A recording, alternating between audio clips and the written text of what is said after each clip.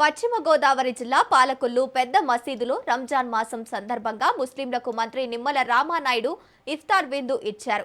పవిత్రమైన రంజాన్ మాసంలో ముస్లిం మత పెద్దలతో కలిసి ఇఫ్తారు విందు చేయడం చాలా ఆనందంగా ఉందని మంత్రి నిమ్మల అన్నారు. క్రమశిక్షణ, దాతృత్వం, ధార్మిక చింత కలయికే రంజాన్ మాసం అన్నారు. రంజాన్ మాసం నెల రోజులు ముస్లింలు చేసే కఠినమైన ఉపవాస దీక్ష గొప్ప ఆచారమని అన్నారు.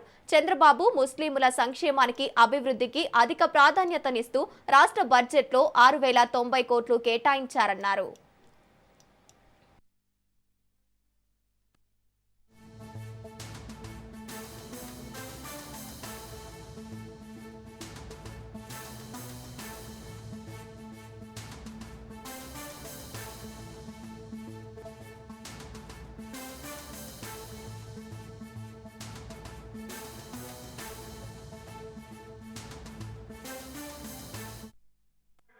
అసూయ, ద్వేషం, ప్రతీకారం ఇటువంటి వాటినన్నింటినీ కూడా విడనాడి ఒక శాంతియుతమైనటువంటి సమాజం కావాలని కోరుకునేటువంటి విధంగా ఈ రంజాన్ మాసంలో ఈ యొక్క ఉపవాస దీక్షలు కానీ వీటన్నిటికీ మించి ఈ రంజాన్ మాసంలో మనకి ఒక చైతన్యాన్ని కల్పించి రేపు భవిష్యత్తులో ముందుకెళ్ళేటువంటి ధైర్యం కూడా ఈ రంజాన్ మాసం ఈ సమాజానికి అందిస్తుంది.